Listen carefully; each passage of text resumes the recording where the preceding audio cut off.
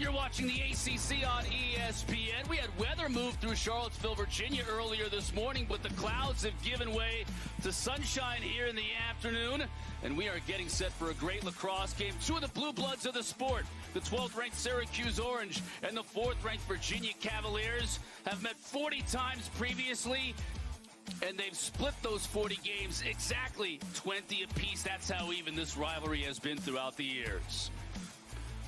Let's take a look at the ACC standings. You certainly are aware of what's happened at the top of the league this year, with Duke, Notre Dame, Virginia just swapping number one in the country, seemingly back and forth every week. But Syracuse and North Carolina, both still ranked, and both still have a lot to play for over the last couple of weeks of the year. Along with Paul Carcaterra, I'm Chris Cotter. And Carc, when you think about the NCAA bubble and Selection Sunday right around the corner, Syracuse may have a big role to play, might they?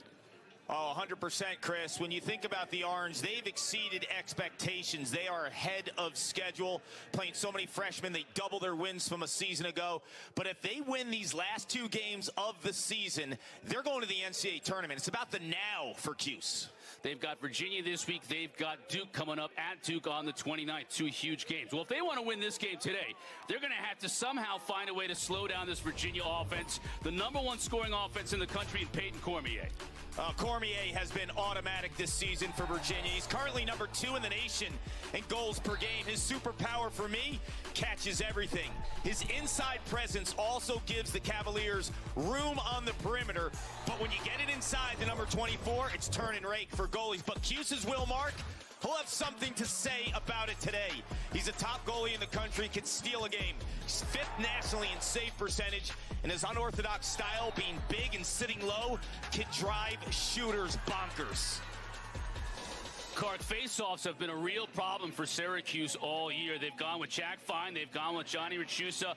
Today, they're going to go against the very angry Petey LaSalla. I mean, LaSalla's good enough in his own right, but he's coming off a subpar game against Duke last weekend. I think he's going to be a little bit upset at the way that game went about. And right off the first whistle, face-off violation against Syracuse. Yeah, and LaSalla will like to stay on offense, and if Syracuse decides to get him out of that equation, it gives Virginia the opportunity to play 5-on-5. So LaSalla is not your typical face-off guy here, creating offense from behind. Look at him, look at the dodge and shoot. Doesn't get through. Relentless on the ground, LaSalla is too. Doesn't have to pick this one up, but Virginia's got it. Now looking for a little unsettled. Pass in front. Ball was dangerously loose in front of the crease, but Will Mark was able to scoop it up. You know, there's a couple things for Syracuse outside of the face-off X. They're going to have to clear the ball exceptionally well, and Virginia is going to press ride them. Full court press, man-to-man coverage, whatever you want to call it. In lacrosse, it's the 10-man ride, and they will be relentless when Syracuse tries to clear the ball. If Syracuse can be super efficient clearing the ball, around 90%, you can offset some of the face-off discrepancy. Alex Simmons, part of this first midfield unit for Syracuse, the transfer from Denver. Now Cole Kirst. He shoots just wide of the target. He's a big boy, 40 in blue. Grad transfer from Lehigh. Wants to be a broadcaster. Will probably take Cotter's job and say, I don't know, 5 years. He's a matchup problem. Might be a matchup problem for me if he wants to take my job. Tries to pass it in front. That pass goes wanting. Finn Thomson couldn't find it, so a turnover. You can see both teams do really well, Kark, out the gate. Yeah, I like the way both of these teams move the ball offensively. A lot of assisted goals. The ball moves at hyper speed. Unselfish type of offense. Both have quarterbacks who like to pass. Cormier, too high. It's going to take me a moment to get used to these throwbacks. Virginia honoring at halftime the 1983 ACC championship squad, so they're wearing these really cool throwbacks. We'll talk about them throughout the course of the game, honoring the 80s success those teams had in that decade. They won 5 ACC titles in the 80s. Schutz scores!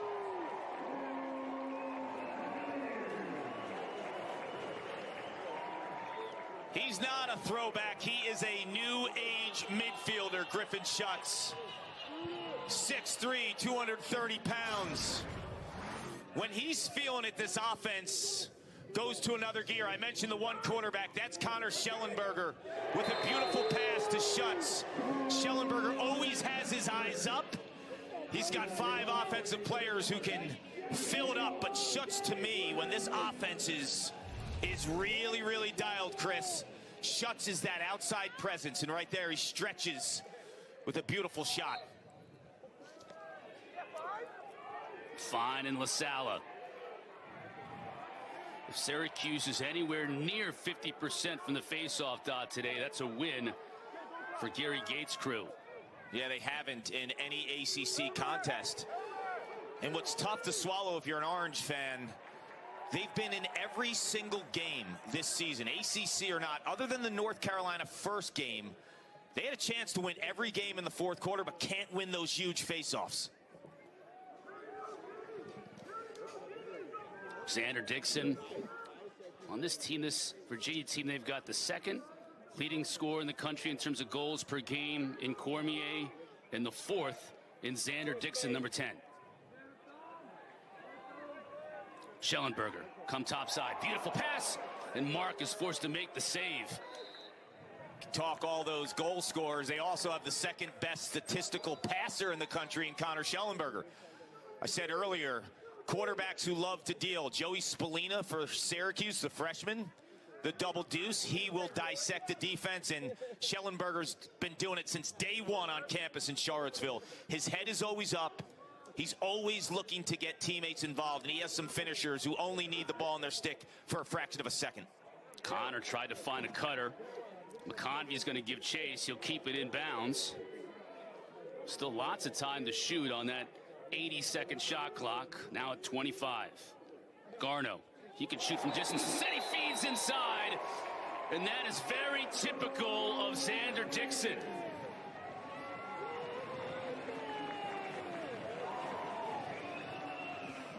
Peter Garno, 33 in the throwback white.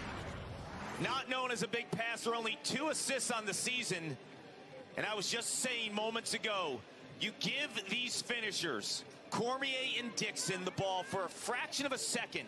It's a catch, it's a location of the cage, and it's a finish for Xander Dickson.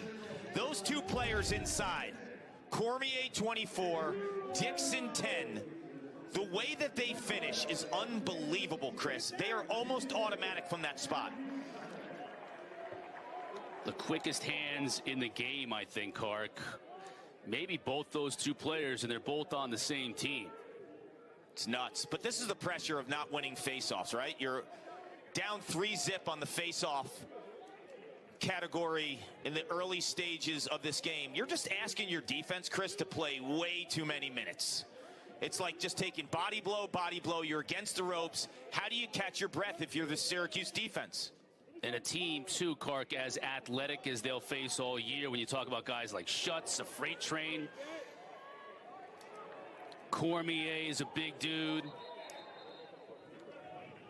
We'll get a loose ball hold. It's going to go against Virginia. So Syracuse, an opportunity that we haven't seen very often early on in this game. Little 6v6 offense.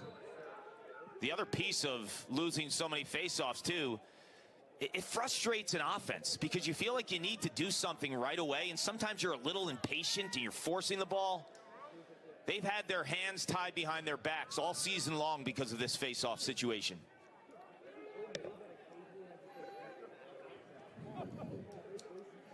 We talked about Will Mark in cage for Virginia. It's Will Nunes. He's having to make a save right there on the shot by Spallina. Gets it done. Coming off one of his better games of the year. He's really turned it around, Kark. He was hitting a real slow patch mid-year.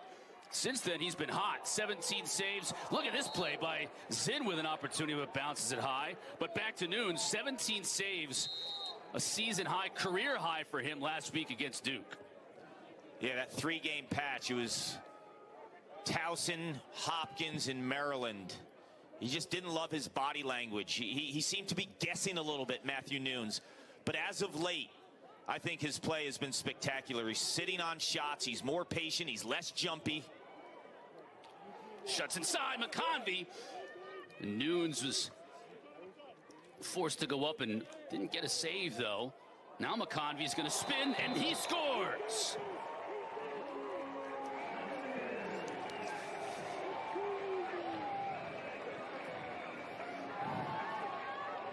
You want your goalie to feel comfortable in the early stages of a ball game.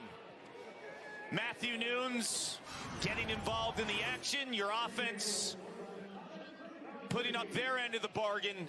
He makes that stop. And Thomas McConvey on the other side, the fact that he actually drops this ball, he takes that ball and uses it to his advantage because the ball's on the ground, Chris, and then the defense starts to extend and kind of try to play the ball. When he scoops it, he gets the defense off kilter. And then Max Rosa had to come to the defense, and McConvey's size and strength just too much. You never want to drop a ball, but when you drop a ball, if you can use the poor approach by a defense who's trying to get that ground ball to your advantage, that's what opened up that quick little dodge for McConvey.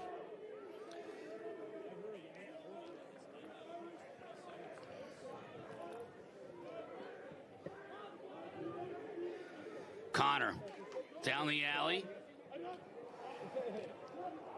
Try to get it to McConvey, cutting to midfield. It'll stay with Virginia.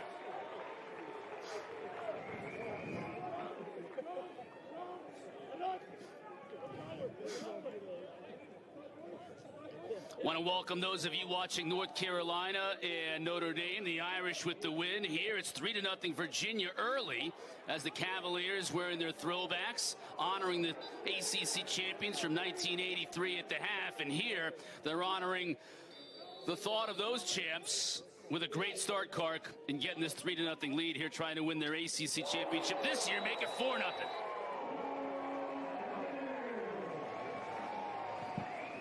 Garno, welcome to the party today.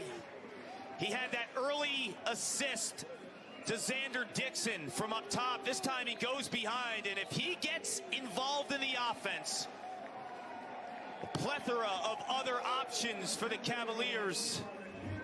It could be scary. Garno has been dealing as a passer in the first quarter, and now as a scorer. The Cavs are rolling early.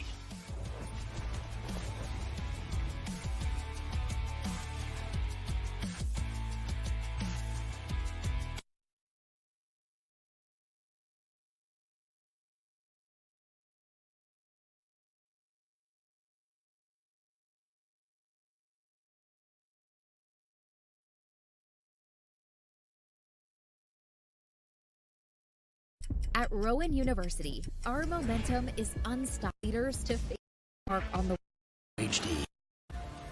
Alvarado with a turbo. Morning, and now we got a nice day, and their Cavaliers, Kark, are on fire. Yeah, assisted goals has been the formula today. Connor Shellenberger, wheeling and dealing. Garno to Dickson. The poor approach off a ground ball. McConvey recognizes that. And they are playing their midfielders behind, too. So it's something Sean Kerwin obviously scouted against Syracuse. He's taken his midfielders, traditionally, who play from up top, from behind. We see McConvey behind. We saw the goal from Garno behind. Inverting is definitely something that they are aware of against this Syracuse offense. Mark forced to make the save.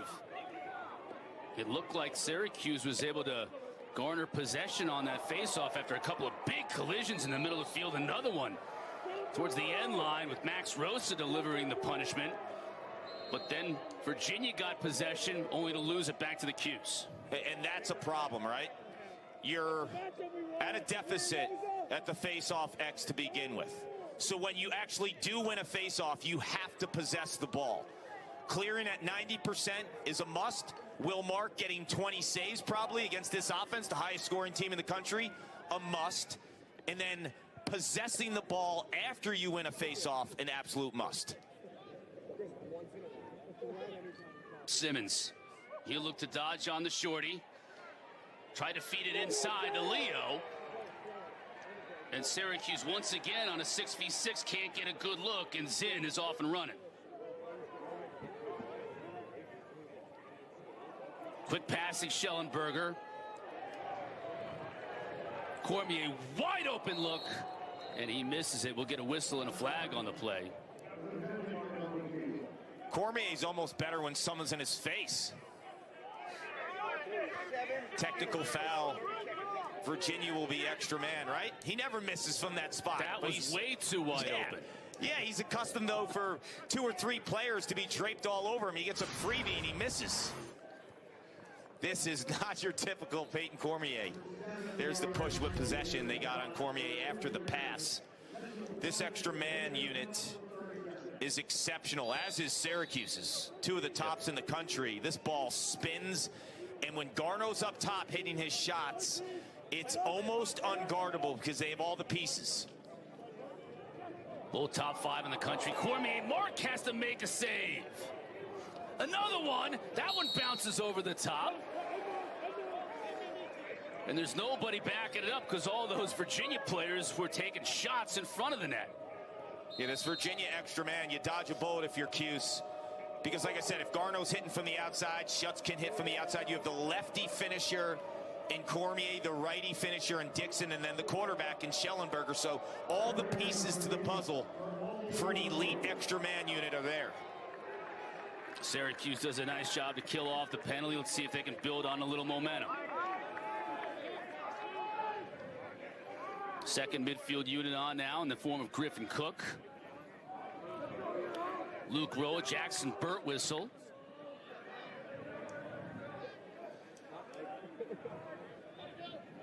Cook now behind the cage. Spallina looking to dodge and make a play. Here's Roa, another freshman. Kirst inside.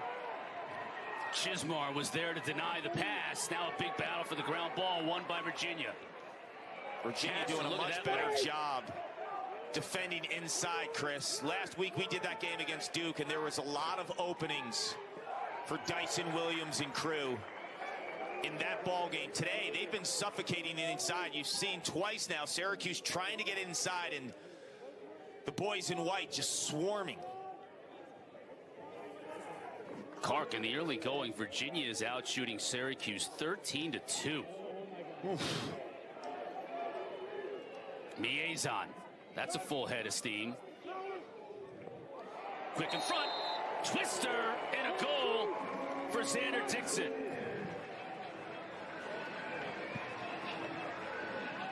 You know, we like to talk about finishing ability in the hands of Xander Dickson, in the hands of Payton Cormier. But what strikes me the most about Xander Dickson is how he times his cuts. He times his cuts to perfection. The anticipation of knowing when Shellenberger catches the ball and when he's going to release it, and to make sure that he still has an angle when he comes off of that cut is about as good as it gets. And he does it from either pipe. That's a front pipe cut right there. He backside cuts in terms of the pipes. His ability to sense where the defense is and to time the cuts is out of this world. Fifth win in 6 tries for Petey LaSalla.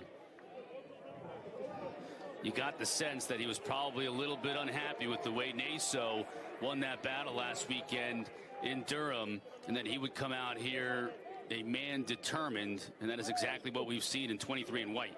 Yeah, he's owned basically every major statistical face-off stat there is at the University of Virginia.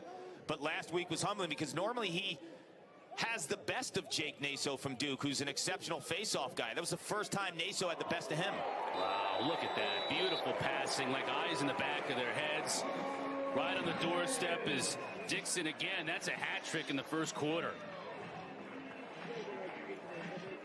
The passing is beautiful.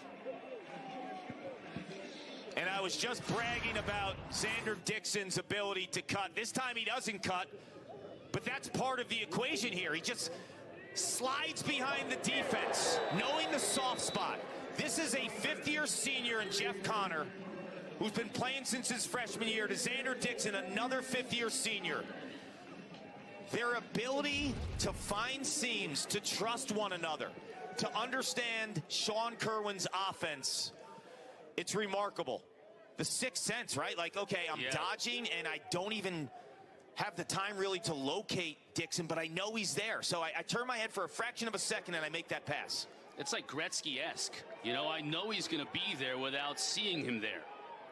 And that's believing in your offense, right? Like rep after rep every single week at practice. This is a great chance for Syracuse, and Nunes makes a save. There's a look at those throwbacks. How about the laces even, right? So as well part of done. the decals, the attention to detail, Cotter. These throwbacks are awesome. Got the orange and white panels, the checkered panels. You got the laces painted on the back. You got the gloves in the, you know, the tan color like the old Brian L35s used to be. It was the only color they had, right? Back then. Finally, Syracuse gets on the board, and it's Cole Kirst who finds the back of the net. He's been a bright spot. You could say he's been a surprise. What he also is a huge, strong human who can soak checks and run through bodies. This is Cole Kirst-esque. If you watch him on tape, he loves to dodge from the wing and up top. And when he does, he can sneak those shots to the stick side of Matthew Nunes. Cole Kirst, first year on campus at Syracuse. He's a captain. It tells you about his leadership. He's able to galvanize the team, and he's taken all these young guys because they play a ton of freshmen. He's taken them all under his wing, and they will miss his leadership a year from now, but they'll also miss his play because he can own a one-on-one matchup. 22 goals this year, 55 goals in 5 years, including the COVID year at Lehigh. Inside goal, that's way too easy. This time it's the freshman Truitt Sunderland. Sunderland says, you guys talking about all Syracuse's freshmen. He's a pretty good freshman here in Charlottesville, and Truitt Sunderland scores his 6th goal of the year. Here's the problem for Cuse, Chris. They get the goal by Kirst, right? You feel like, okay, maybe there's some momentum changing here. Maybe they could get another one, make it 6-2. But when you're not winning any faceoffs, you're asking an exhausted defense to play defense again. And it looks like Syracuse is caught in between man and zone. They're in zone right there as the substitutions are lying. And Sunderland just understands that. You saw all the shirts. The blue shirts are playing all the guys coming off the bench in the substitution. But they forgot about the guy who had the ball because Syracuse had the numbers game right there. They had 6 defensive players in the hole.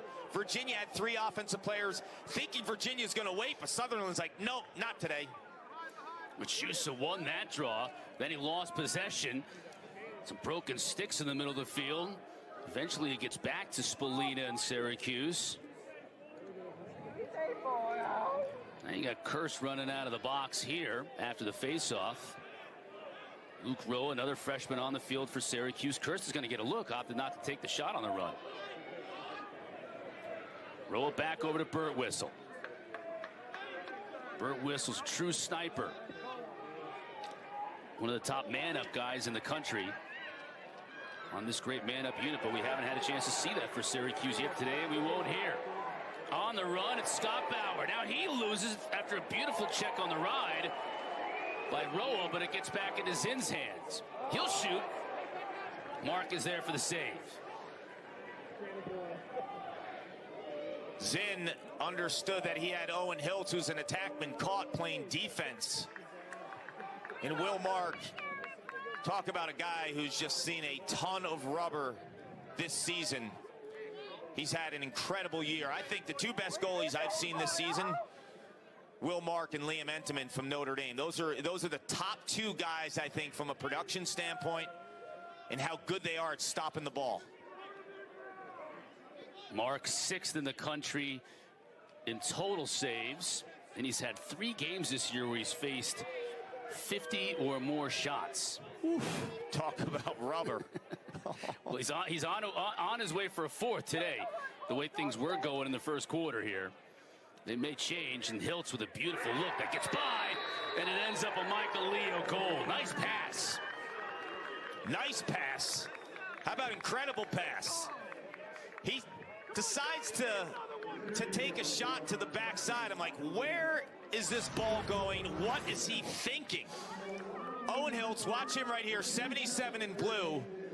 Off his back foot, through like 2 sticks, and Michael Leo, who was the hero a week ago against North Carolina, the freshman with the game winner, two-handed cradle guy. You know who he reminds me of? Joe Walters, the great Maryland, unbelievable offensive talent. In 2006, graduated as a Terp legend and played Major League Lacrosse as a midfielder.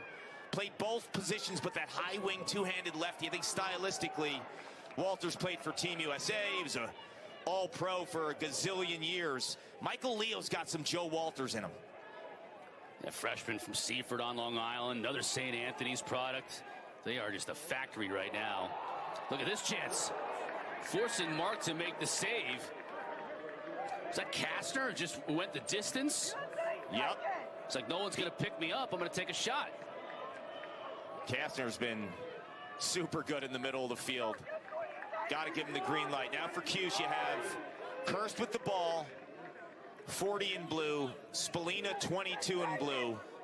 The freshman who's on track to be the highest freshman scorer in Syracuse lacrosse history in the regular season, when those others did it with postseason games too. They're the two Dodgers, Kirst and Spallina. Couldn't get the shot they wanted. Instead, Roa took it from distance and had no shot at beating Matthew Nunes. Impressive first quarter for the Virginia Cavaliers on a day when they're wearing their throwbacks. Petey, LaSalla dominant from the face-off X. It's 7-2 through 1. Wahoo's on top.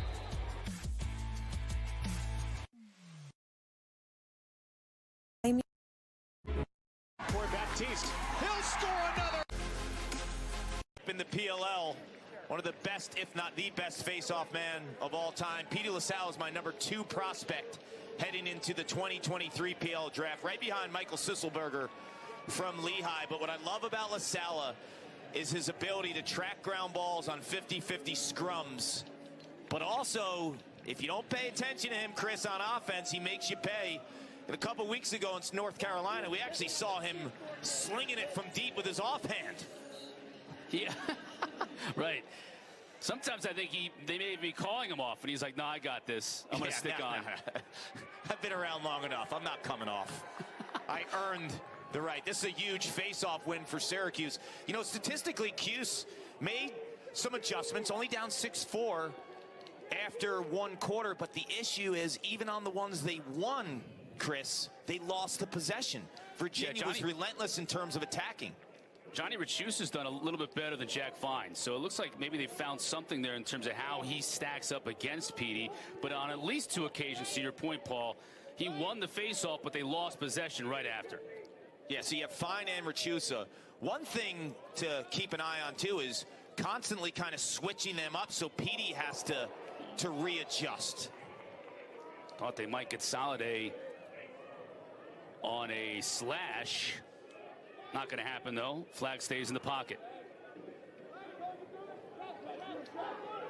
Kirst to the middle of the field. Pass couldn't be handled by Leo. Somebody's stick breaks in half. Means an opportunity for Syracuse. And firing from the far side is Alex Simmons. Grad transfer from the University of Denver. And he packs a mean punch with the righty. Laser here. Well, that looks like Bauer maybe with a slash. Kirst gets the ball, sticks snapped in half. Quint Kesnick's going berserk right now because he's so mad at all the sticks breaking this season. Q should have majored in materials engineering at Hopkins. But had nobody to blame but himself at this point. There you see it. Whenever you have a long pole like Scott Bauer's break like that, it's big time trouble for the defense, isn't it? Well, he also broke it on the back of a Syracuse offensive player, Michael Leo. They're going to call that a slash. So Cuse's extra man, talk about a huge face-off right now. If they could get this, and if they're in pressure inside the box, I would think about calling a timeout, because you don't want to waste this extra man opportunity, because you might have the best group in the country. We're going to get a procedure, though. It's going to go against Syracuse.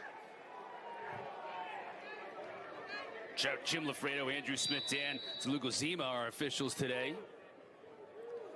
So that's a wasted opportunity, right? You've seen the Syracuse extra man offense. If you win that face-off and you give Syracuse an extra man, you cut it to 7-4. You're in pretty good shape in terms of the way that this game started. No question. Instead, Jeff Connor's going to look to just run this man down all the way down. Still 25 seconds. Now Syracuse will compress a little bit. Force Connor to at least run inside the restraining box.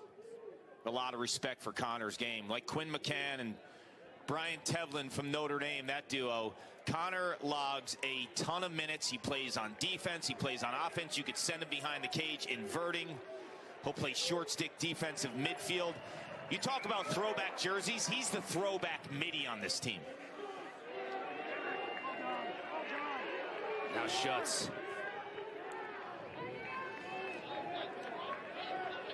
Behind it, Dickson. Goal line extended. We'll look to maybe get it to Shellenberger behind the cage. Instead, he comes up. Beautiful pass and a shot. What a great goal by Schutz.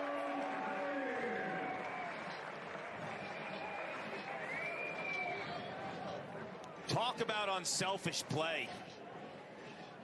This team is so good in terms of dissecting a defense and catching eyes. And what I mean by catching eyes is you look at the ball, like look at the Syracuse guys, right? Everyone's occupied on the ball.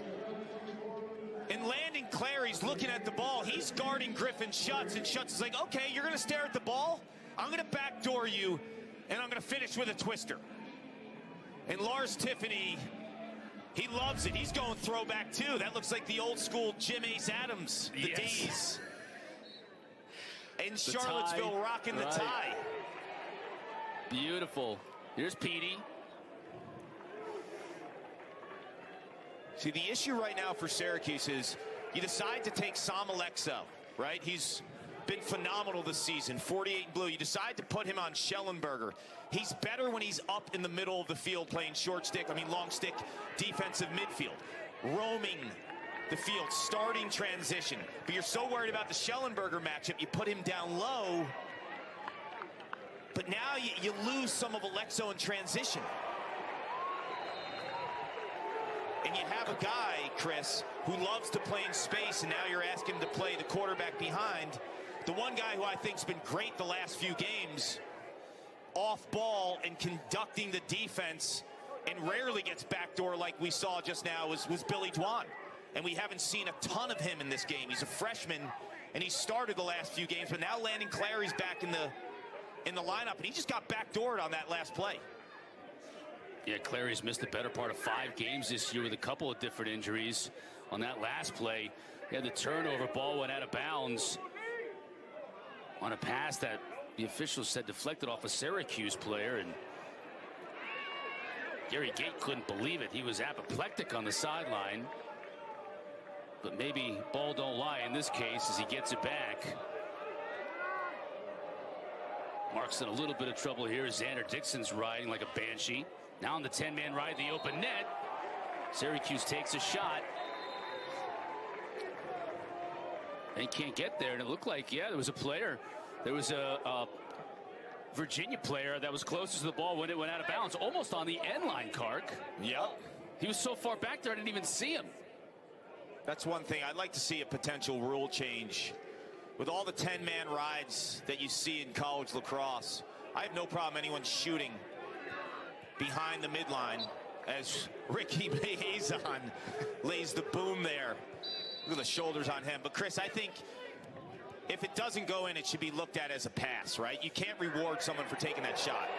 Mark had to make a save. Do you agree or disagree with me on that? But if you now, for every action, there's a reaction, and the reaction for Virginia is I'm going to put a pole all the way back on the end line so I can get possession if you decide to take a shot and miss.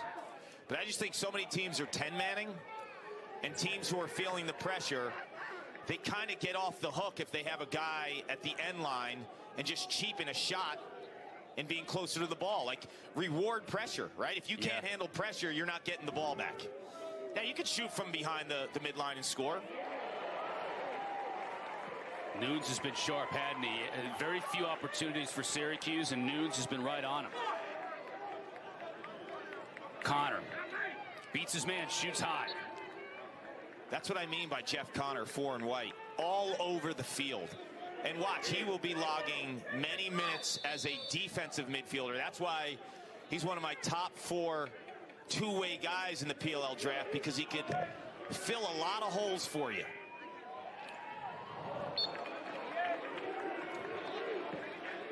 McConvey with the left hand also high. Still plenty of time to shoot. 57 seconds. Virginia has led throughout. Tough angle. Connor will get a better angle. Hits off the pipe. See, there's Alexo right now, 48 in blue. He's normally way deeper, and he can help you with transition. He's got a great stick. Leads the team in non-face-off ground balls. When you put him at close defense, you lose some of that. And now he's guarding Shellenberger, so you won't see his presence in the middle of the field. Wow, another turnover in the middle of the field. I mean, you work that hard to clear the ball, and then you give it right back to Virginia in a dangerous spot. Zinn back it up. Inside, McConvey scores. In a dangerous spot against a defense that is gassed. I said it earlier, if you're Cuse, you're not going to win a ton of face-offs. You better clear the ball, and you better give your offense many opportunities with clean lacrosse. That is not clean lacrosse. Your defense is against the ropes. The Virginia offense knows it. They are cycling through fresh offensive guys. We've seen 6 offensive middies going against this tired defense. And Lars Tiffany knows. He's like, okay, you want to run, we're going to run. We're going to pressure you, and we don't want to get into a 6-on-6 game with Syracuse in their offense. So let's just create a pace that they don't want to play in.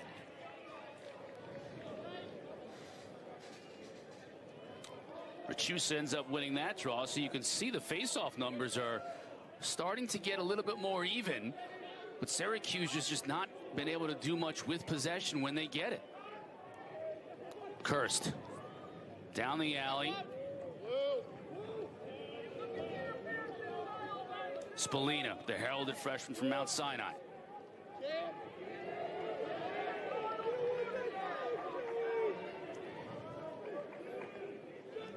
Simmons, little two-man game with Finn Thomson.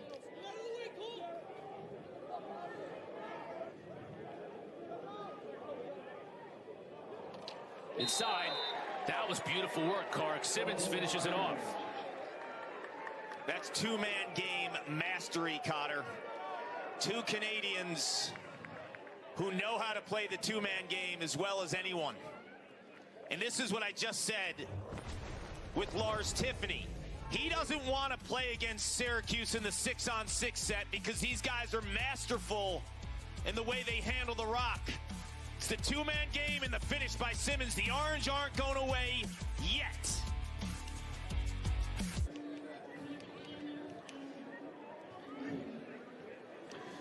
Virginia fans out on the berm, smart to break out the duck boots earlier today. Sun has come out, the rain has stopped, but I'm sure there's a lot of residual mud and rain up there on the berm here at Klockner.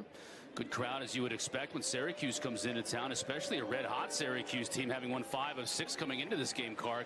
But it's really been first possessions with Petey, LaSalla at the start of the game and just masterful offense by Virginia that has kept this Syracuse defense on their heels. And look, the easy out right now would be like, oh, the face-offs with LaSalla. Syracuse statistically actually has been okay. they've made adjustments. After the first quarter, it was only 6-4 in terms of the face-off breakdown. But the issue is all those other areas that Syracuse has to be clean hasn't been the case. Blown clears, some easy transfer of passes, balls in the dirt. You're not winning this game if you can't play clean everywhere on the field. Syracuse has been 50% before that face-off that Petey LaSalla tracks down. That's a swarm. That's what you need. But LaSalla, that's why he's my #2 prospect. He'll find a way to get the ball. Right, like when he loses face-offs or he gets double-teamed, LaSalla is so good when the ball's on the floor. He can score goals. He gives you all those other little aspects of what you want in a face-off guy. And a beautiful ground ball and a punt return clear by Cade Saustad. Now 969 face-off wins, Cotter. I mean, that is... Oh. I mean, I did burpees the other day in the gym, and I couldn't walk for 2 days. Sure. This guy, 969 wins. It's almost 2,000 face-offs he's had. Mark lost it. Now he gets it back. Syracuse has got to get it past the midfield line at the 62nd mark. And that man, the football player, the linebacker from Stanford, who transferred in the offseason, Ricky Miezon, lays the lumber on Carter Rice, who's no slouch himself. But now we're going to get a flag on the play, and I think Miezon is going to go. I want to see this replay because I don't know if the hit caused the helmet to fall off or the loose helmet popped off because of the impact of the hit that was elsewhere, not by the hit.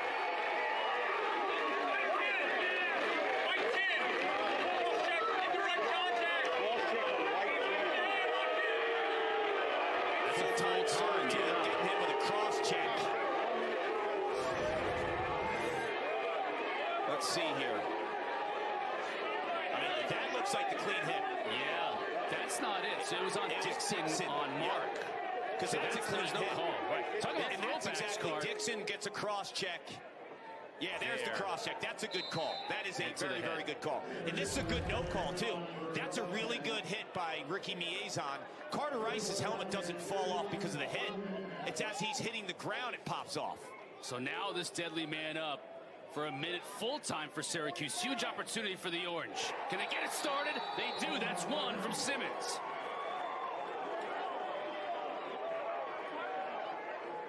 This extra man's ridiculous. That's why in the first quarter, Chris, I told you how big that face-off was when they had the extra man, because this is a unit that moves the ball and has mastered skip passes. Owen Hiltz now has 2 super elite skip passes in this game. One was off his back foot. This time he's centered, and he finds Alex Simmons, who's had 2 beautiful right-handed hammers. This extra man unit is a treat to watch. Now Syracuse going with Jack Fine at the face-off dot on a huge face-off. I'm okay with this. I'm okay because I think it throws Petey off in terms of getting him into a rhythm. I know Rachusa has really found his groove a little bit, but when you put Fine out there and you start rotating the guys, Petey then has to think and adjust in terms of the styles of Fine and Rachusa. Syracuse still man up for another 16 seconds. Skip pass to the far side. Extra. Nunes makes the save on Spallina. Saustad gives chase. Great save by Nunes. You have an attackman in Spallina around the pipe. You got wide. You see how he got wide there? He wasn't skinny. He got wide.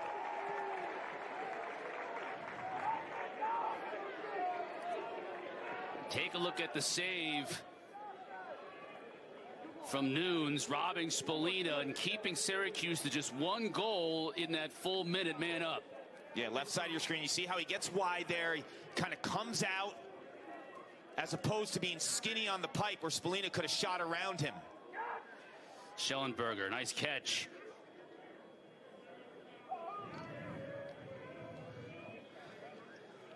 Now McConvey gets it back to his left hand, just being hounded, but he got free, and Mark was able to get a piece of it.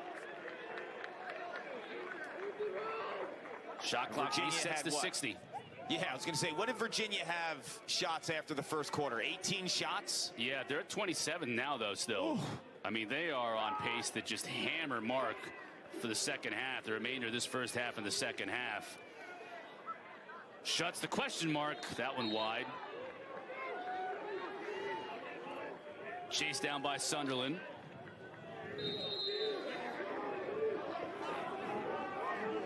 Another Virginia offensive possession where Syracuse defenders are chasing all over the field. Dickson back to his left, now to Schutz.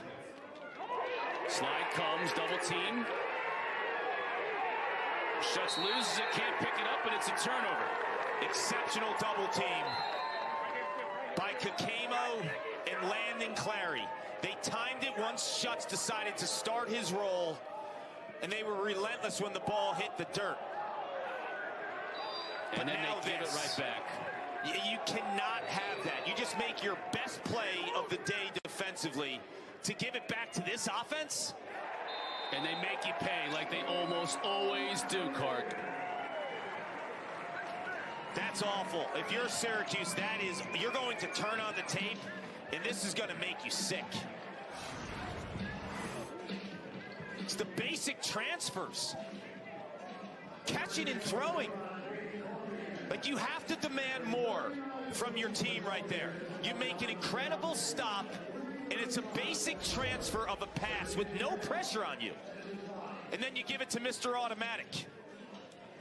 I am livid if I am Syracuse right now in terms of the coaching staff and what was at stake. You make that huge play just to give it back.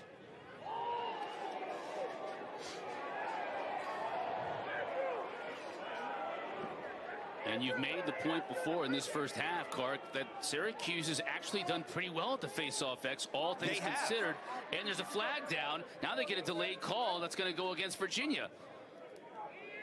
You can't make the excuse, oh, we've had to deal with Petey this half. We're down by 5 because we can't win a face-off. That's not the case. What's been the Achilles heel in this game is sloppiness in basic transfers. There's been multiple turnovers where Virginia's not even on the Syracuse player's gloves. It's a basic pass to a guy 10 yards away, and you can't make it. 9 turnovers in total for Syracuse in the first half. Hiltz. Behind the back pass. Now behind the back shot on the outside of the cage. Still though, Kirst is going to get another look, and he sends it wide. We finally get the whistle, and we'll get the call. This behind the back pass is, that's just beautiful. And the anticipation too. Like Roa, a lot of times as an offensive player, I actually think the behind the back shot by Roa is there because he's losing his angle. And I have no problem with it. But when you get a behind the back pass as an offensive player, you just want to pay it off with a BTB too. But the anticipation of this, like Roa's cutting, to make that pass is one thing, but to make it before he even escapes. Wow. Syracuse man up for 30 seconds.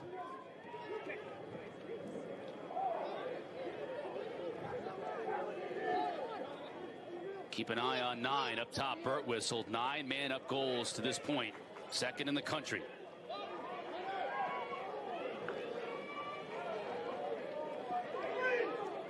Hiltz fakes. Now he tries to skip past. That one was tipped and off Spallina. So Syracuse doesn't even get a shot off in that 30-second man up.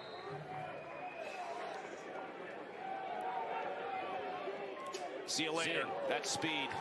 If he can keep the ball. Oh, what a grounder.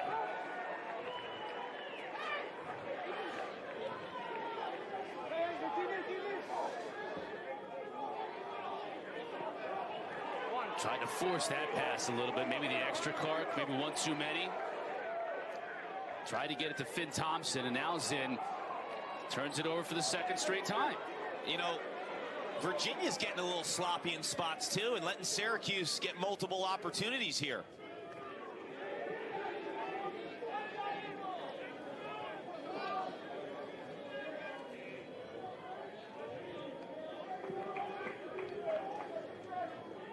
Clock ticking down to the final minute of this first half. Kirst on Kastner. A couple of big uns there.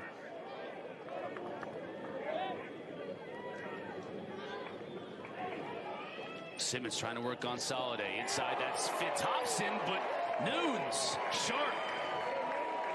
He's made some good ones in tight, Chris. Give Matthew Nunes so much credit because middle of the season he hit that tough patch. But boy, oh boy, has he responded. I thought he gained his confidence when they went on the road and beat the #1 team in the nation in Notre Dame and South Bend. That was a game, Matthew Nunes, when you look at his season, where things turn for him.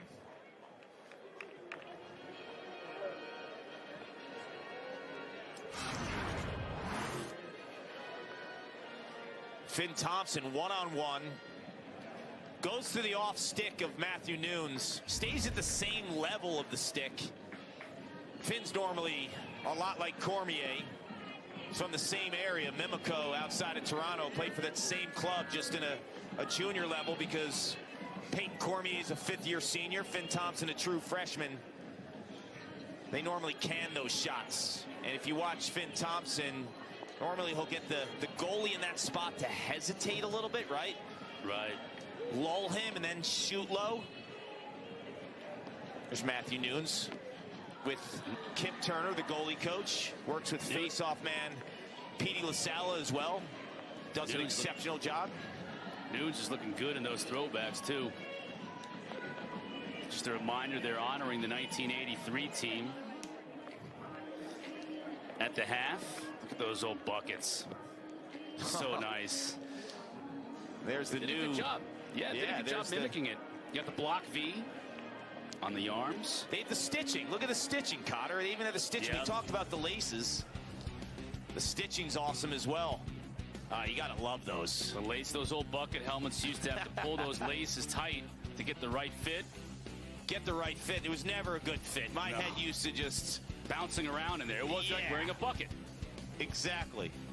Used to be able to fit, like, you know, both your hands through one side of that helmet back in the day. Now they're actually form-fitting, way more protective. Those gloves mimicking the tan gloves. They switched from the leather, probably, would you say, I don't know, very late 70s, maybe around 1980, to where they had the different color gloves. And yeah, the 80s, I remember Syracuse and Hopkins, probably in the 84 or 85 championship, were actually wearing, like, color-coordinated gloves for their university. Yeah, that was a big deal. Final few seconds here in the first half. Virginia had a scoring opportunity, foiled by the Cuse. Now can they get one more shot? They got the ball in the right hand. Shellenberger with the pass and a save by Will Mark. Just as the horn sounds to end the first half, maybe that'll give the Orange a little bit of mo going into the locker room. Oof. You might have the best pure stopper in the country in Will Mark. I mentioned him and Liam Entenmann are the top two guys, I think, nationally. And he has been able to come up huge and keep the Cuse in game after game. Down 5. If they can clean things up in the clear and the basic transfers of passes, they got a shot here, Cotter. We're at the half. The #3 team in the country in a physical matchup. Doubling up Syracuse, but the Orange not going anywhere in Charlottesville this afternoon.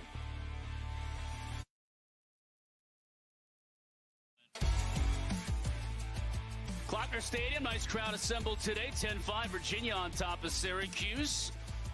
It's the #4 team in the country, doubling up the 12th ranked Orange.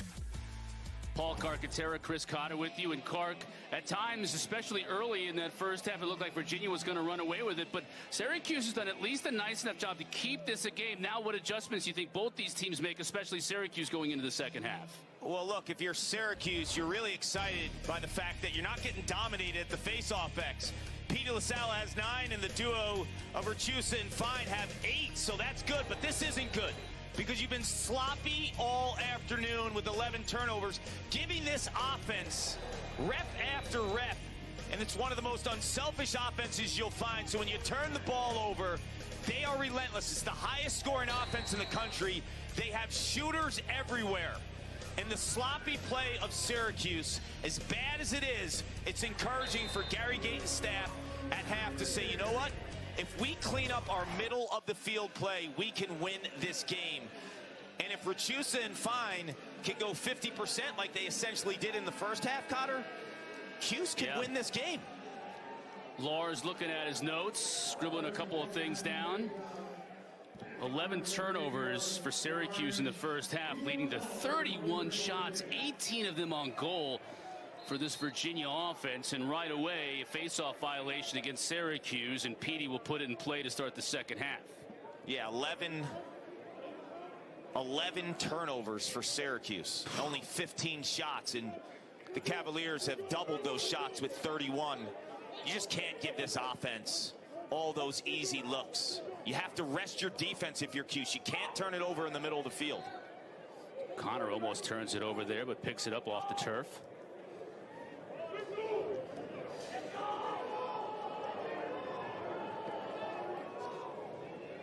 Dickson looking to dodge. Comes back upfield, gets a little bit of space and scores.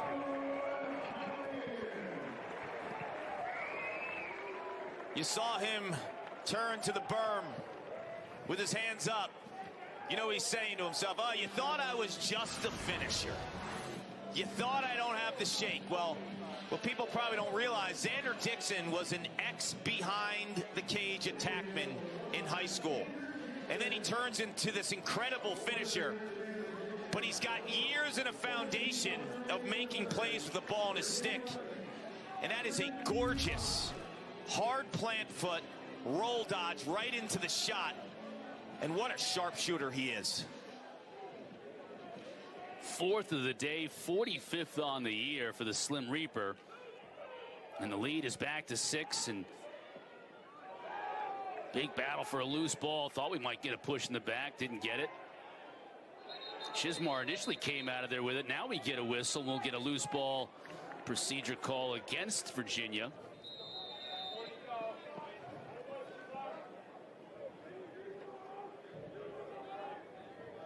So now Kirst and Simmons and company will get a chance to see what they can do 6v6.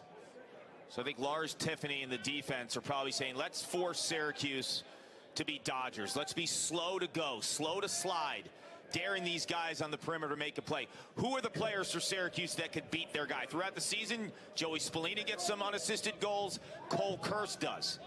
Who is making it happen for the Orange? Now Spallina working a two-man game with Michael Leo. He's got Saustad on him, tried to check back and took a shot, but there was no chance of that one reaching its target. Still, it'll stay with Syracuse, 34 to shoot. Yeah, watch this possession. This possession will tell me a lot about how Lars Tiffany wants to defend this team. Do they slide? Do they respect Syracuse as Dodgers? Or do they kind of sit back and suffocate the Syracuse inside game?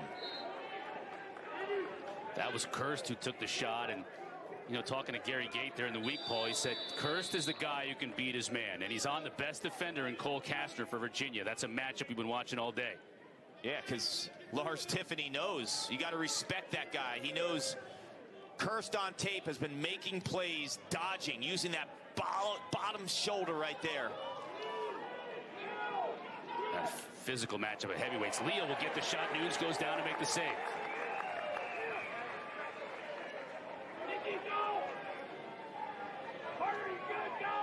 Soliday on the clear. McConvey, quick pass. Cormier scores.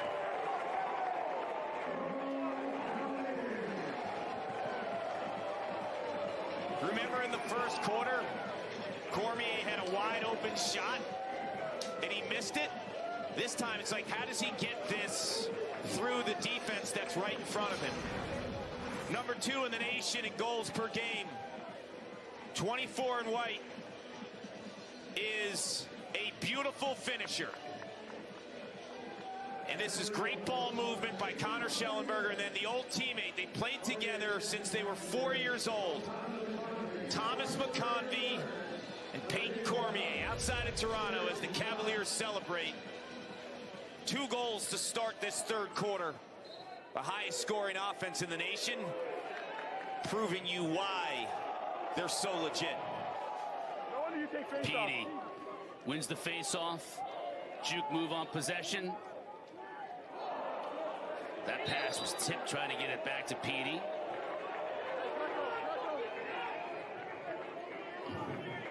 How about that? Xander Dickson trying the skip pass over to 23 for the goal.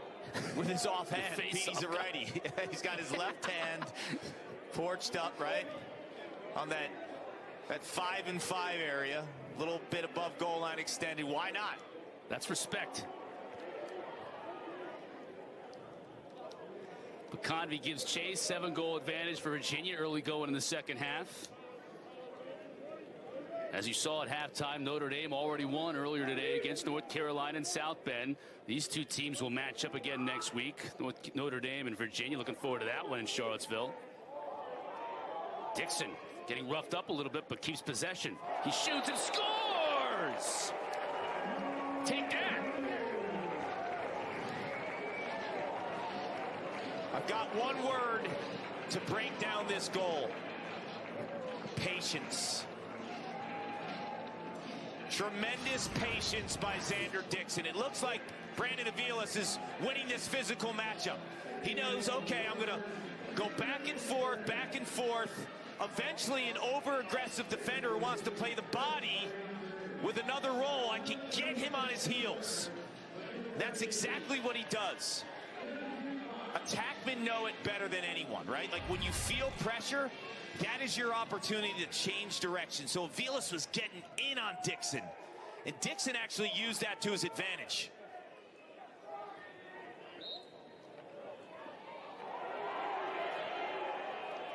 Petey, Shellenberger, Mark makes the save. Can they get early offense? Kirst.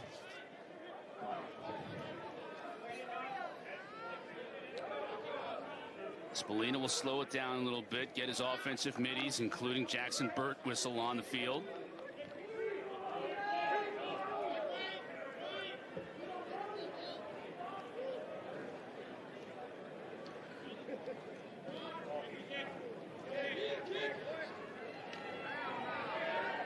Birtwistle putting a shoulder into the defender. Here's Roa against Zinn. Virginia's very slow to go, Chris. Very slow. Syracuse has to own a matchup. Virginia is not going to slide and play into the strength of Syracuse, which is an elite passing team. They're daring them to beat them one-on-one. Bauer quickly. Schellenberger, he'll shoot, misses, but backed up by the Cavaliers. Connor upset at himself a little bit. Thought he should have put that on target. I like the varied shot selection by Shellenberger, though, because Mark saved him high a possession ago. But if someone told you Xander Dickson would have 2 unassisted goals in this game and then 3 assisted goals, you wouldn't be shocked with only 5 minutes into the third quarter that you scored 13 goals, because you're hitting on all cylinders. Inside out, dodging, assisted goals. It's been incredible performance by the Cavaliers offensively in this game. Turnover by Virginia. Cormier on the ride. Now Dickson trying to get possession back. Nice job by Syracuse, though, with the clear. Now maybe they'll get a chance for early offense, and they do, but Rosa's shot nowhere near the target, and he'll limp off. And no backup. So now you go back to a tired defense. With the easy clear.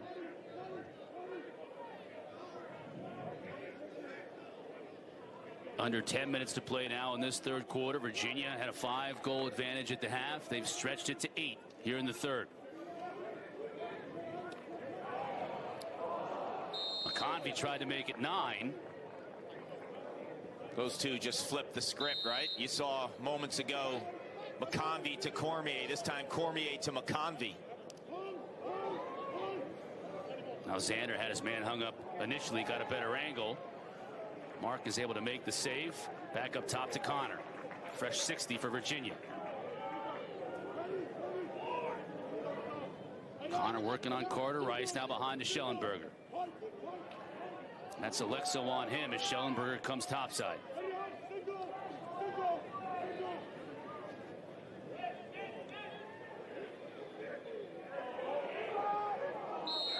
Garno shot wide.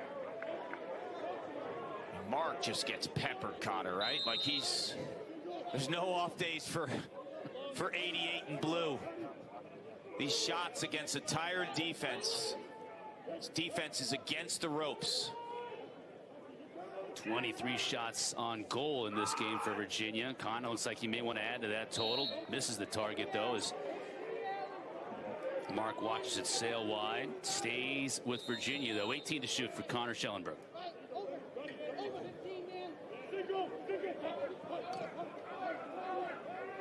Shellenberger working on Alexo. Try to leave it for Xander Dickson. Good late lift by Alexo, 48 and blue, to disrupt that pass by Shellenberger.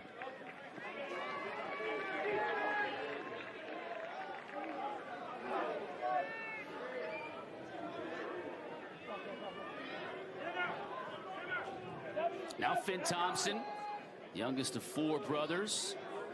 Older 3 went to Marquette. Finn was actually a Michigan commit before he decided to come and play at Syracuse for the legendary Gary Gate. Kirst, speaking of brothers, something. Yeah, Kirst shoots and scores. Well, his 4 brothers will be happy to see that.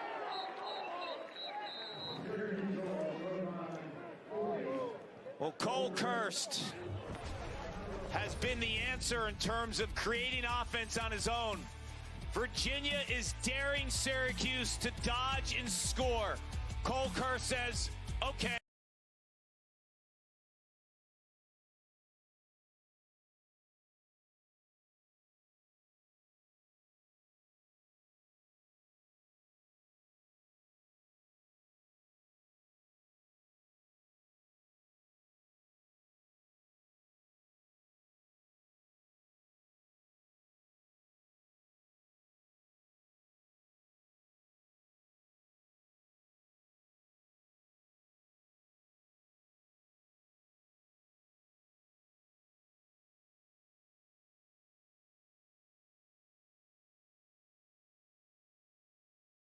That big win over North Carolina the other day for the seeding purposes. And look, you got Syracuse and North Carolina now on the other side of the bracket. That's how big it was for BC to get that 1 seed.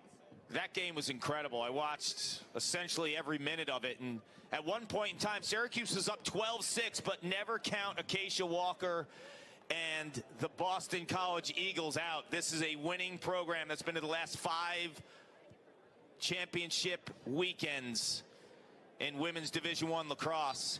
And it kind of changed the complexity, not only of the ACC, but kind of the national scope, because Syracuse was undefeated and #1 in the nation and the deepest team in the country. And all of a sudden on a Thursday night, Boston College with the huge upset and a share of the ACC regular season championship as well. Yeah, so early in the year, right, it looked like North Carolina might be, unbeatable. Hey, they're vulnerable. Now, Syracuse, after looking unbeatable for almost the entire year, now they're beatable. And you always have Boston College there, and you can't underestimate the Eagles, even without the greatest player in the history of the game in Charlotte North, who has moved on. She's now our colleague. CJ Kirst may be trying to take her job, too, at some point in time, if he doesn't own mine already. Turnover. Finally, Syracuse flips the script a little bit. They forced the turnover. Can they clear it, though? This has been an issue. And I think some of this has to do with Sam Alexo going to close defense, because in the middle of the field, he's been so good and helpful in that clearing game. When you bring him back down to close defense, you lose him in the middle of the field. Chance for Syracuse, and they make it pay off. The official, yes, was not in the crease. Waited for the official word from Dan Lugozima, and he gives it. Goal is good. Billy Dwan, the freshman.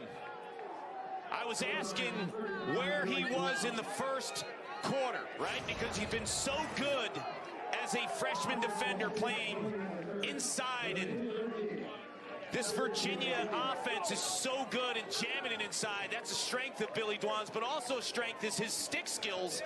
Under pressure, catches it and turns his body in one motion. A monster goal for the true freshman, one of the top-rated defenders in the country a year ago out of Loyola Blakefield High School in Baltimore. Father Billy Dwan was on the Hopkins staff for 20 years, and young Billy has quite the future. They will wave off the flag because the goal was good. It looked like Billy Dwan was surprised he was that untouched in front of the crease Kark. Like he expected to get drilled. And he turned around, was like, no one's going to lay me out. All right, I'll score. The bigger issue, I think he was worried about tiptoeing around the crease area, right? Yeah, he's not used to being in that neighborhood. No. He's used to be able to run into the crease, in and out of the crease whenever he wants.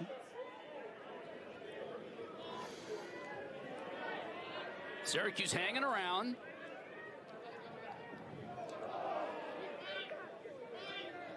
Down 6. Spallina loses footing. Gets it to Birtwistle. Slippery track. Remember a couple weeks ago when they played Duke? Right. On Friday night, Virginia, everyone was flying all over the field. Yeah, we did have a lot of rain last night into this morning, and even a little bit here at the start of the second half. And you can see right around the crease area in the goal mouth, a lot of mud. That's not going to help here, but Mark goes down and makes the save on Cormier. That's at least twice, Kark, that Cormier has had point blank in front of Will Mark, and Mark has come up big. If someone's on Cormier, he scores that goal. It's ridiculous, right? The two easiest looks he's had all season, maybe. He doesn't can it. But when guys are draped all over him and they're pressuring his bottom hand, somehow, miraculously, he finds the back of the net. You know, those Canadians, they're just so used to pressure and guys on them. Payton Cormier is one of the truly great finishers of the last decade. When you think of guys that can bury shots in big moments, and they're never out of a shot, meaning like you think you have him dead to rights and he finds a way. Kirst trying to use that big body to muscle in. Spallina finds the open man, and Owen Hiltz scores for Syracuse. The Orange, they're not done by a long shot. Get it back down to 5. Here's the deal on this goal. Although it wasn't an unassisted goal, and that's what I've been calling for Syracuse, because they have to win these matchups. The one guy who could win a matchup draws the double, and then Spallina behind the cage is so smart. His IQ is so high, he knows someone's going to be open. So Kirst, who doesn't get the assist or the goal on that play, is responsible for it, Cotter, because he forced a double, and then he found Spallina behind the cage. And the Orange juggler, Owen Hiltz, who's had some phenomenal passes today, cans that one as a shooter. Only a cat from Peterborough could don a mullet that nice. So a tip of the cap to Owen Hiltz for the choice of hairstyle and for the goal.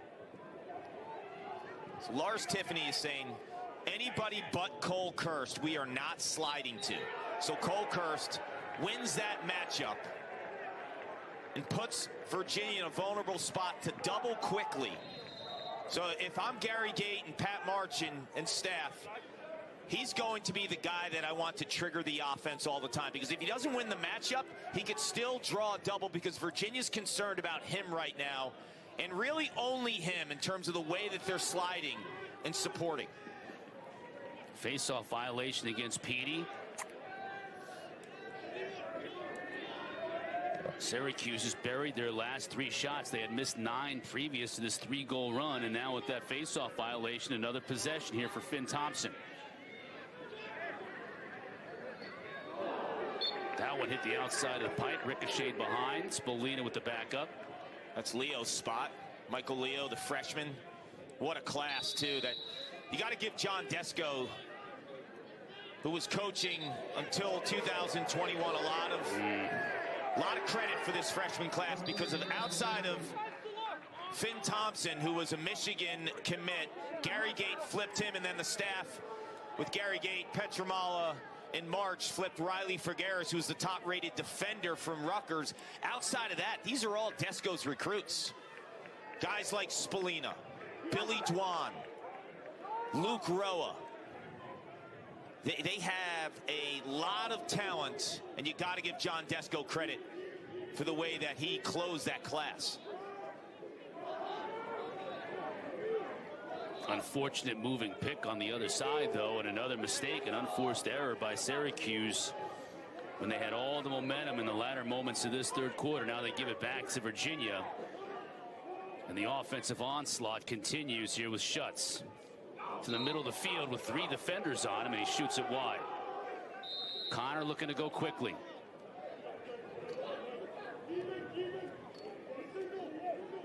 Schutz just puts his shoulder in the defender. He misses, but Shellenberger is there. Cotter, you ever feel like when a guy is so big and fast and strong, you're like, okay, this is an automatic shot. It's just a matter if he cans it. That's what Schutz, when he has those matchups with short sticks from behind, it's like, watch out. Defender fell down, but Connor's shot is deflected high in the air. This will be a call against Syracuse.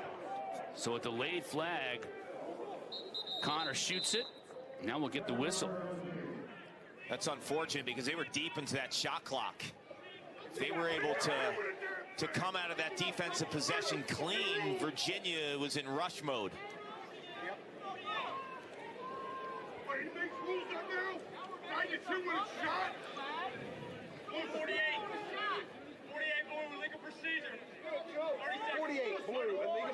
It's on Alexa. 30 seconds. 48.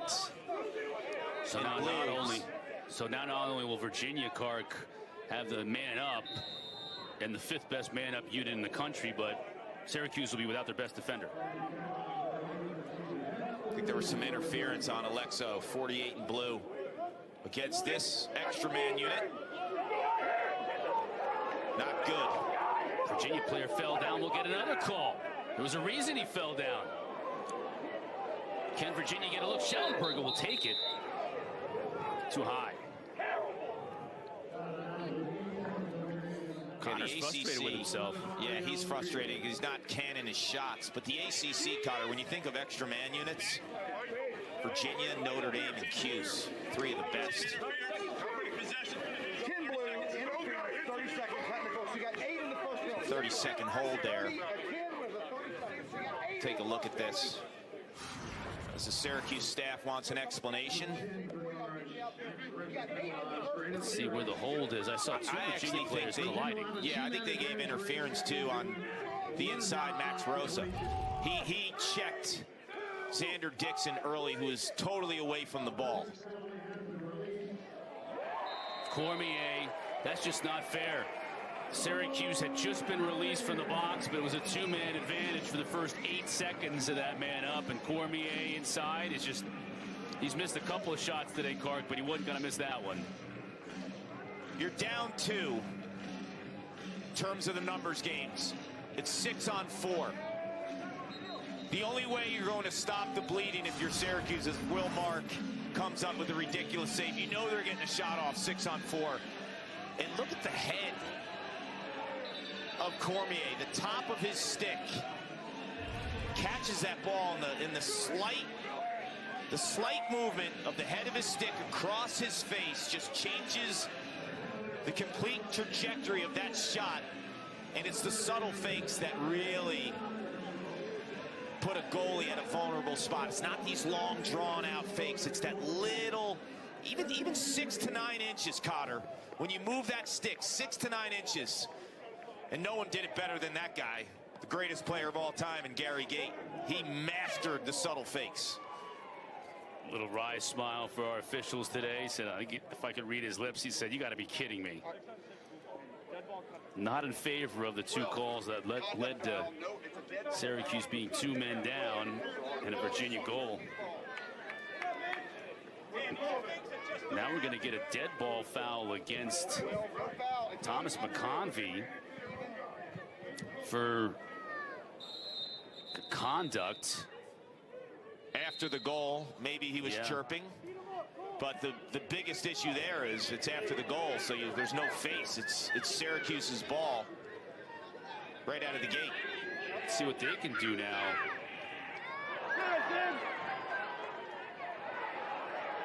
Nice job to goose it to keep it from an over and back. Little Sun's out, here. Cotter. Yeah, Birtwistle wants to take advantage of that. But Noon says no way.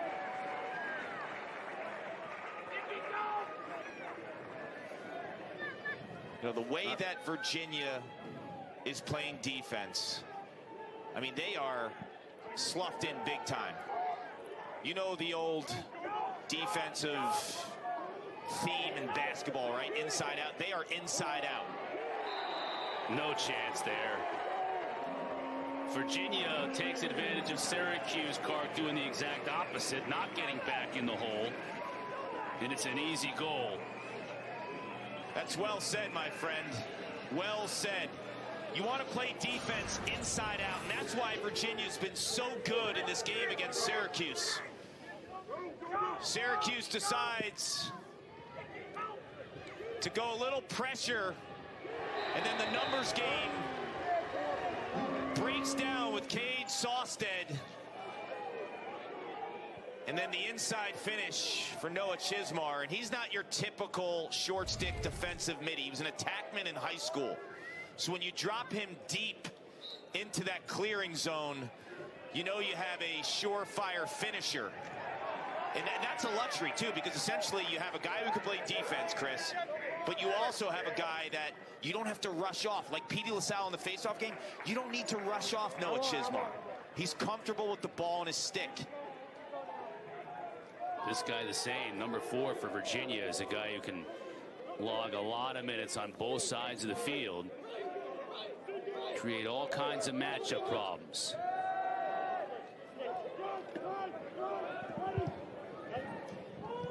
Because of that player's skill level, right, Clark? And also because of the skill level of the personnel you've kept on the field to defend it. Horn sounds to end the third quarter. Syracuse just can't put together enough of a run. They get closer and closer, and then Virginia just shows its class.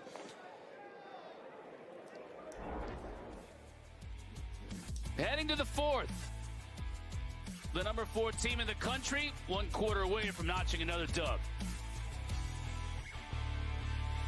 At Rowan University, our momentum is unstoppable, pushing forward, pushing boundaries, and blazing our own path.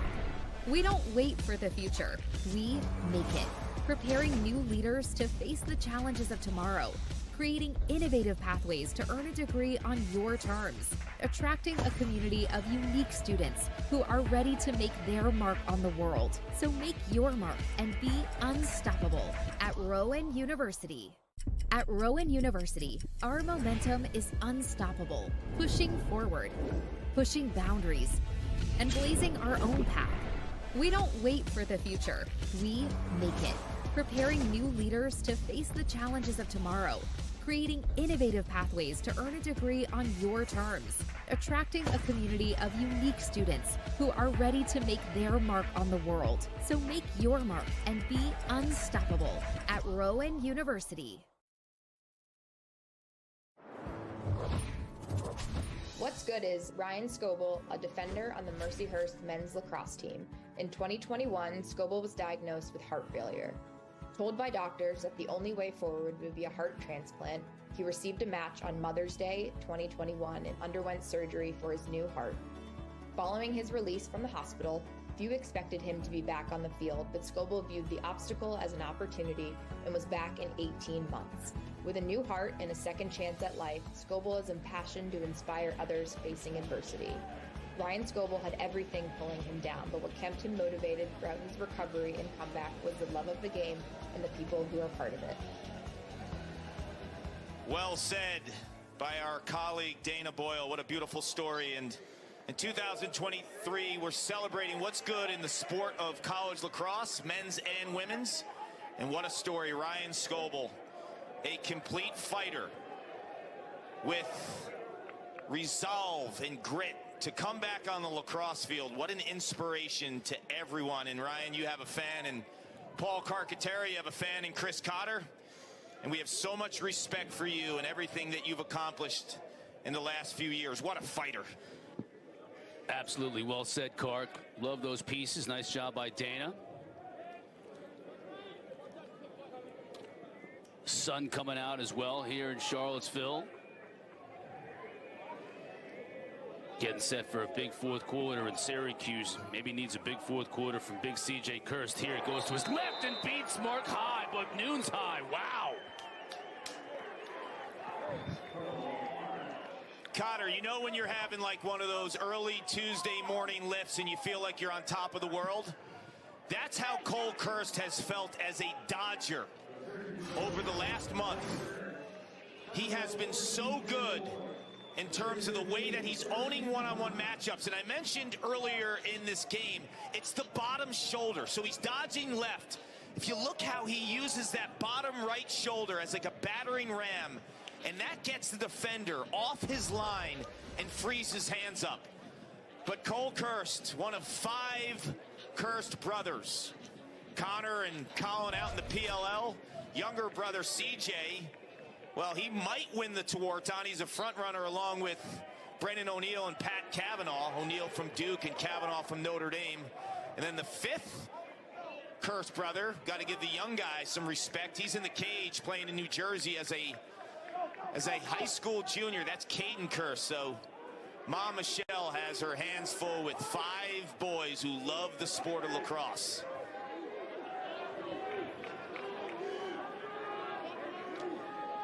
Big goal for Kirst and Syracuse at the start of this fourth quarter. Now, can they put together a run that's more than just 2 or 3 goals? 3 goals has really been the longest run for them in this game, just to kind of keep it within striking distance. But Virginia's been in control from the start.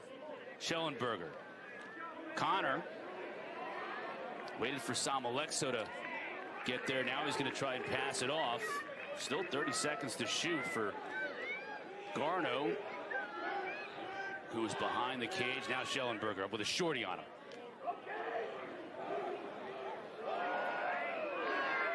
Forces Mark to make the save, but yeah, Garno. You think Garno's eyes weren't as wide as saucers with that shot? And Shellenberger right there, he's gassed because he had the one-on-one matchup with Murphy, the short stick. And I think if he came another step or 2 off of that roll, he would have had a better angle against Mark. Connor, shot was altered a bit by Landon Clary. Mentioned it before, good to see Clary back in the lineup. He's missed a bunch of games this year, really 5 games, 2 separate injuries. Came back, had concussion-like symptoms, had to sit again. Got that against Princeton. Now he's back. Shellenberger cutting, and Will Mark has been his nemesis today. He has. Shellenberger has had some terrific passes in this game. I think when he breaks down the tape as a shooter, and he spends so much time on his craft and breaking down his release points and his accuracy in terms of how he moves a goalie. Today will be a day when he breaks down the tape. He's going to say, I should have canned that one. I should have canned that one. He's normally good for those. We'll have a chance against another top-flight All-American goaltender, Liam Entman, next Sunday, as both Notre Dame and Virginia will wrap up their season from Charlottesville, their regular season, that is. Hiltz with the extra pass inside. Maybe forced it a little bit to Finn Thomson. Zinn's there to pick it off.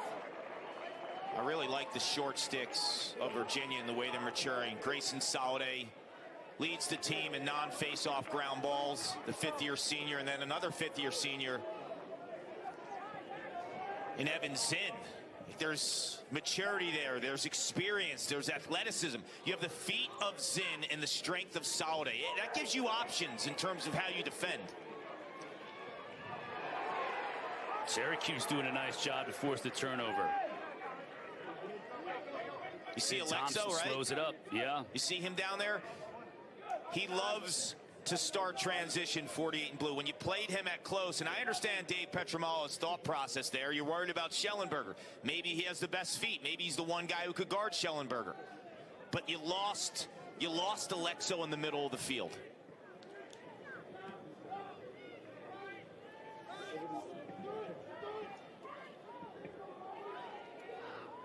Talking to Gary earlier in the week, I was like, what's ideally, if you had the depth and you had everybody back from injury, where would you want to play Sam? And he said, well, for us, it doesn't matter because he's our best cover guy, so he's going to play down. Call's going to go against Virginia.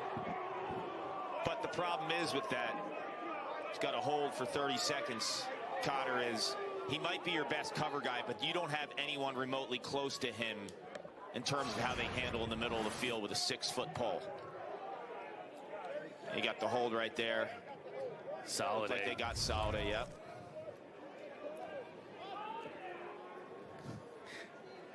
Every time we do a shot of the Virginia stands, I see Petey LaSalla's dad. What comes to mind? Long Island. He looks exactly like Petey, right? Correct. He's like just an older version of Petey. This is when you need the telestrator to point him out. And he's also jacked. I know you have respect for his weight room game. He's jacked and tan. Yes. I mean, always tan. Oh, Birtwistle. 25th of the year for Jackson Birtwistle. Back to 5. Yeah, Birtwistle, there's Petey's dad.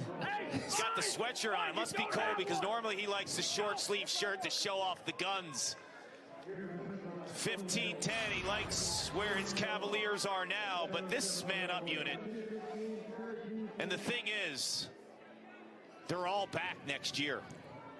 All 6 of them, right? You got a bunch of freshmen and sophomores with maybe the most feared extra man offense in the country. I mentioned also in the ACC of Virginia and Notre Dame that are up there. But the way they move the ball and the way that they also feed from the crease. And what I mean by that, Chris, is guys catch the ball in the crease and then make like ridiculous passes off that, where we're used to guys on the crease doing what when they catch the ball? Just shooting. Yeah. You saw Birtwistle, that's just his spot, right? 10 man-up goals on the year for Jackson Birtwistle. Still searching for that first assist, Birtwistle. Right. Quint was chirping last week that he had the same stats as me. I had a few assists, but of course Quint had to take some shots.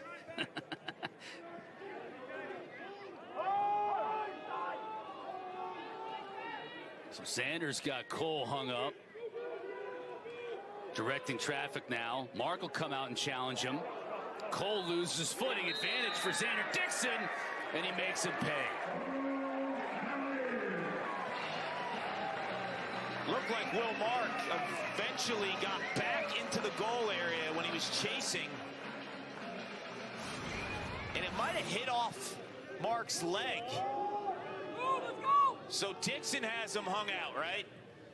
You got to make a move here. So Mark bites to the left side, and then when he runs back, races back, I think he gets hit at first. Yep. Hits his body and then goes in. Or his stick and then goes in.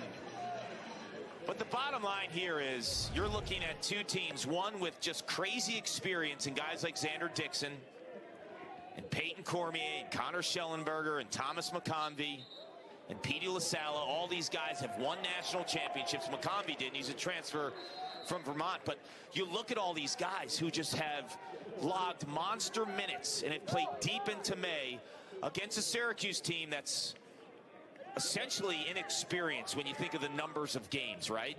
And they are coming. Trust me when I say this. Syracuse is coming. And they're going to fix this.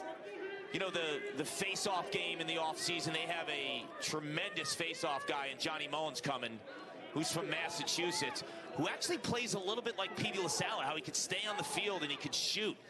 So I think that's going to be huge for Syracuse next year to give them another option at the face-off X, but you bring back so many of these offensive players and a lot of these D guys as well. So just experience-wise, polar opposite teams. Petey! Like he was running in from the box. That's going to make his dad happy.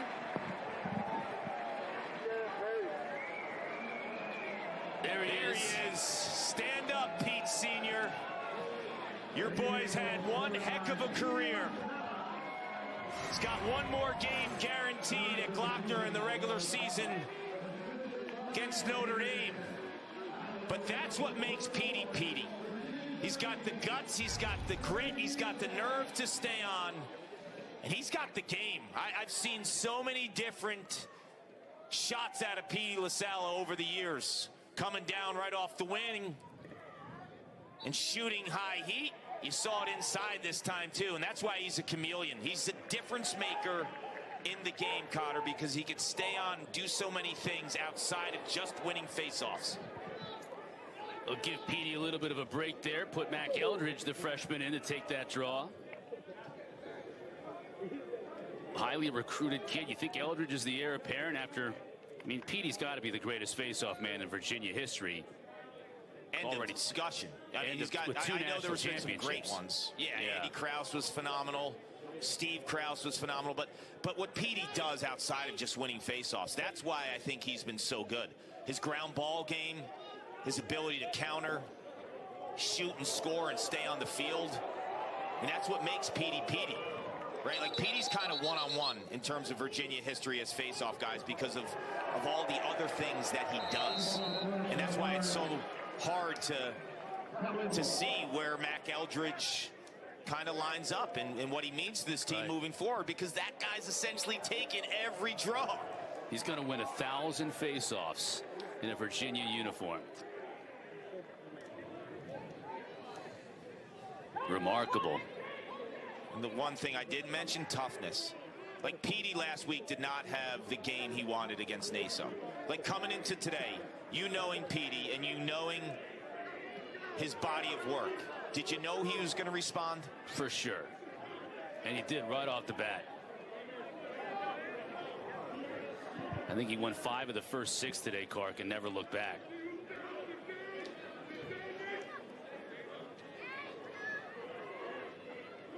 Now the Wahoos up a touchdown and an extra point, looking to add to it. And they do with Payton Cormier. He and Xander Dickson just keep padding those numbers, Clark. This offense is downright scary. It's got the experience, it's got the perimeter guys, and it's got the closers. One of them goes by the name of Payton Cormier. He scored the 2nd most goals per game in the nation. He's legit. I'm an investor in a fund that helps advance innovative sports tech. I'm also Mr. Leg Day 1989. Anyone can become an agent of innovation with Invesco QQQ. Before investing, carefully read and consider fund investment objectives, risk, charges, expenses, and more in prospectus at Invesco.com.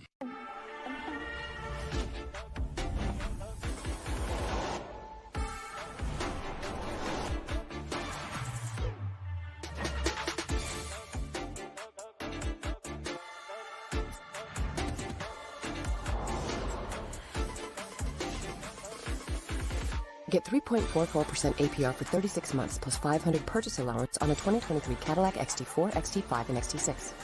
Visit your local Cadillac dealer today.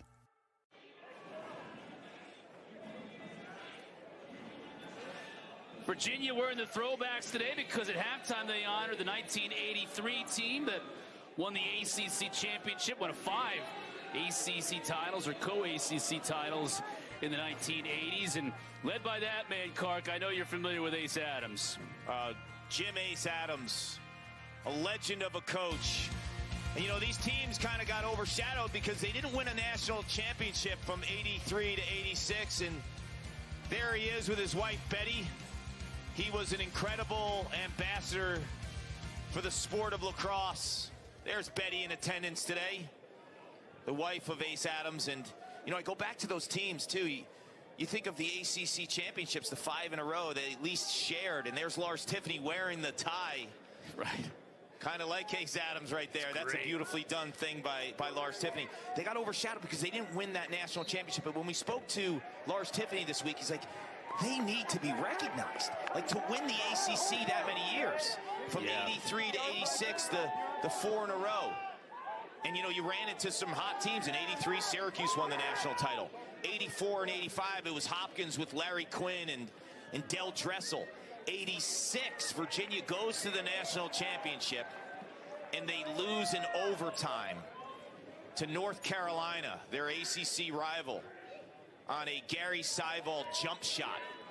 And that ended that game in overtime. And that game was at the University of Delaware. It was one of the first Final Four games I watched. I was 10 or 11 years old. And I remember watching that game and seeing North Carolina win the national championship. But props to those guys who played in that era. And props to Lars Tiffany for recognizing them. Yeah, it's a pretty cool thing. And the throwbacks kind of putting the icing on the cake today.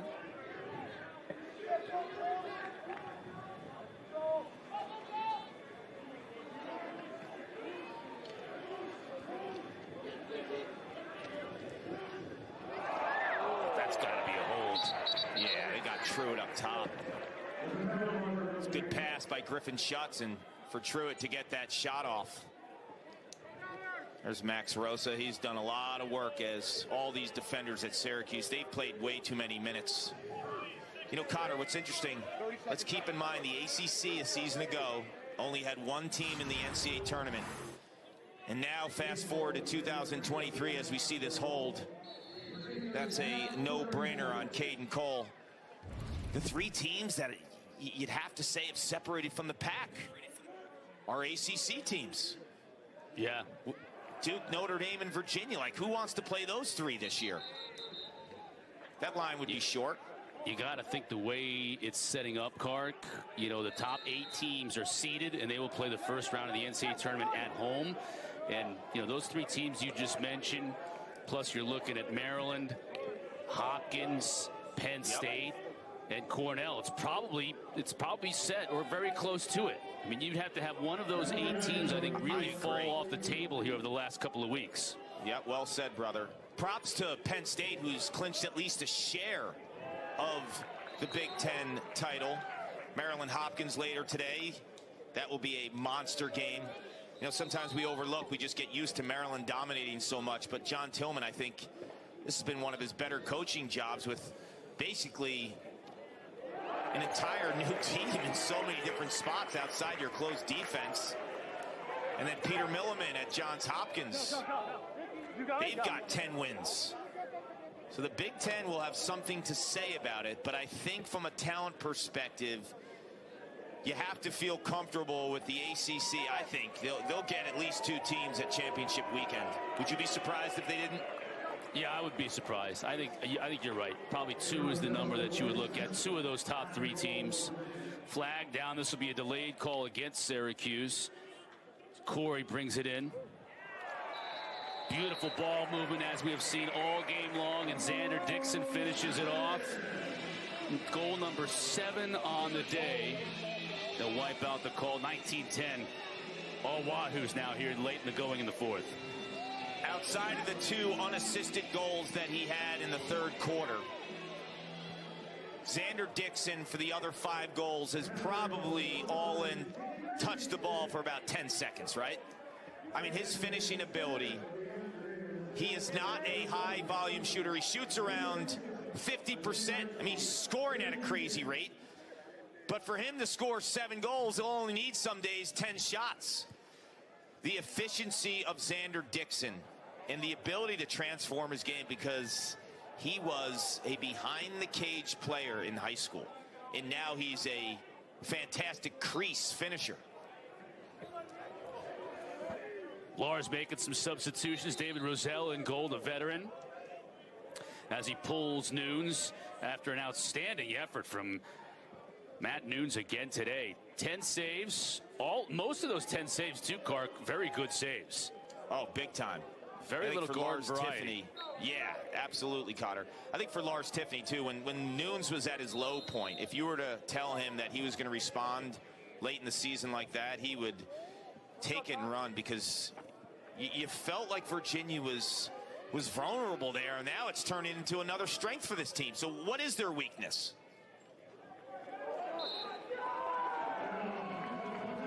Want to remind everybody looking for Tennessee and Florida on the softball dime, and that game's going to start over on ESPN News. As soon as we wrap things up here, we'll send it over there. It's a little SEC softball. Dickson has 7 goals in this game, Kark. That's tied for 2nd best in a single game in Virginia history, tied with his teammate, Payton Cormier, who had 7 goals against Ohio State earlier this year. These two guys. How many times do you think we've said, like, Dickson's name and then followed with Cormier, or said Cormier's name and followed with Dickson, right?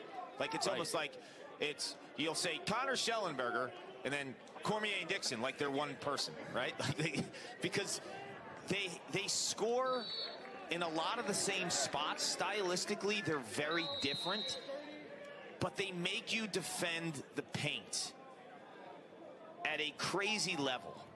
And what that does is it opens up opportunities for the perimeter, for guys like Griffin, Schutz, for guys like Thomas McConvey, Garno early in this game. You have to protect the paint at a different level when you play Virginia, and that's Syracuse struggled protecting the paint. And I attribute a lot to it for how much defense they had to play. And I don't think you could just blame it on the faceoffs. I thought Rachusa, whoa, are you Simmons. kidding me? This shot is pure insanity. It's 19-10 at the time. And you think, okay, now it's time for storytelling. Well, guess what the story is of this play?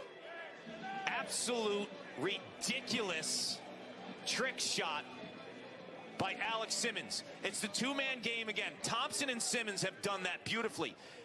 Alex Simmons also is a righty, and he shoots that behind his ankles with his offhand. To do that with your strong hand is one thing. To do that with your offhand is just like out of this world craziness.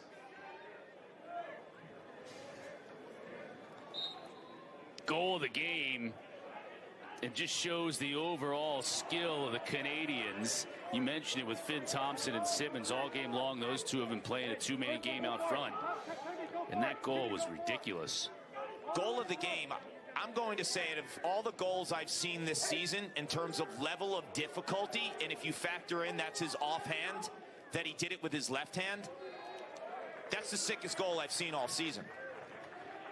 We're just not jumping out of our seats because the game is kind of out of hand. But if you really appreciate that goal for what it is, that's the best goal I've seen this season.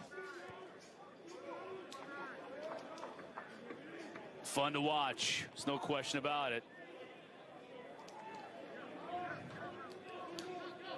4th overall pick of the NLL draft. He an outdoor guy too, you think, at the pro level, or is he just going to be a box lacrosse player? No, I think with the right team, there's a possibility there.